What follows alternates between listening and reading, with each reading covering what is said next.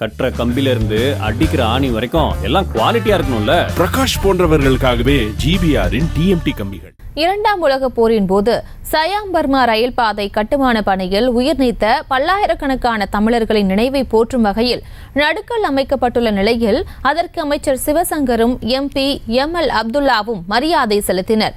Thailand Tamil சங்கம் மற்றும் Malaysia Tamil சங்கம் ஏற்பாட்டில் அமைக்கப்பட்டுள்ள நடுக்கல்லுக்கு தமிழக அரசு சார்பில் 10 லட்சம் ரூபாய் நிதியுதவி அளித்ததாக முதலமைச்சர் மு.க.ஸ்டாலின் தெரிவித்துள்ளார். இது தொடர்பான மேலும் விவரங்களை எமது செய்தியாளர் ராஜேஷ் வழங்கிட கேட்கலாம். ராஜேஷ் வணக்கம். மேலும் விவரம்.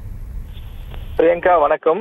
நமக்கு தெரியும் 1939 ஆண்டு முதல் 1945 ஆண்டு வரை இரண்டாம் உலக போர் நடைபெற்றது. இந்த இரண்டாம் உலக போரில் பல நாடுகள் பங்கேற்றிருந்தது. அப்போது ஜப்பானிய ராணுவத்திடம் போர்க்கைதிகளாக இருந்தவர்கள் மற்றும் மலேசியா, இந்தோனேஷியா, பர்மா நாடுகளிலிருந்து கட்டாயப்படுத்தி ஆங்கிலேயர்களால் அழைத்து செல்லப்பட்டவர்கள் தாய்லாந்தையும் பர்மாவுடன், அதாவது இந்த தாய்லாந்துக்கும் பர்மாவுக்கும் இடையிலே இணைக்கக்கூடிய வகையில் ரயில் பாதை கட்டுமான பணி என்பது நடைபெற்றது. அதுல சுமார் 1.5 லட்சம் தமிழர்கள் பங்கேற்றிருந்தார்கள். அப்படி அந்த ரயில் கட்டுமான பணிகளிலே தாய்லாந்துக்கும் பர்மாவுக்கும் இடையிலான அந்த ரயில் கட்டுமான பணியிலே பங்கேற்றிருந்த தமிழர்களில் பலர் உணவு இல்லாமலும், கொடுமைப்படுத்தப்பட்ட காரணத்தாலும், வேலை சுமையின் காரணத்தாலும், அதே போல பல்வேறு நோய்வாய்ப்பட்ட காரணத்தினாலும் சுமார் 70,000 தமிழர்கள் அந்த இடத்திலே அந்த காலகட்டத்தில், அதாவது 1939 45 காலகட்டத்திலே அவர்கள் உயிர் நீத்திருக்கிறார்கள், இறந்து போயிருக்கிறார்கள். அப்படி இறந்த பல்லாயிரக்கணக்கான தமிழர்களில் ஒரு 10,000 பேர் ஒரே இடத்திலே புதைக்கப்பட்டிருக்கிறார்கள். அது பல ஆண்டுகள் கழித்து தற்போது தெரிய வந்திருக்கிறது.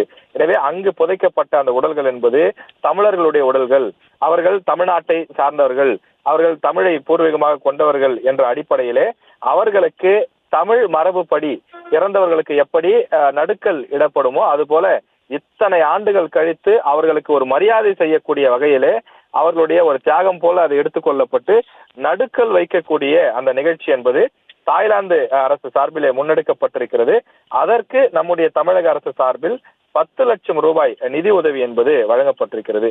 இதற்கான அந்த உத்தரவு என்பதை ஏற்கனவே தமிழக முதலமைச்சர் அவர்கள் அறிவித்திருந்தார். எந்த விதமான அங்கீகாரமும் இல்லாமல் புதைக்கப்பட்ட தமிழர்களுக்கு ஒரு மரியாதை செய்யக்கூடிய வகையிலே தமிழ் சமுதாய மரபுப்படி நடுக்கல் அமைக்கப்படும் என்று தமிழக முதலமைச்சர் அவர்கள் அறிவித்திருந்தார். கடந்த ஜனவரியில 12ஆம் தேதி சென்னையிலே அயலக தமிழர்கள் நிகழ்ச்சி என்பது நடைபெற்றது. அந்த அயலக தமிழர்கள் நிகழ்ச்சியிலே தான் தமிழக முதலமைச்சர் இந்த அறிவிப்பை வெளியிட்டிருந்தார். அப்போது தாய்லாந்திலிருந்து வந்திருந்தவர்கள், குறிப்பாக தமிழ் சங்கத்தை சார்ந்தவர்கள் இந்த விஷயத்தை எல்லாம் எடுத்து கூறியிருந்தார்கள். அதனை கேள்விப்பட்டு தமிழக அரசு சார்பில் 10 லட்சம் ரூபாய் வழங்கப்படும் என்று தமிழக முதலமைச்சர் அறிவித்திருந்தார்.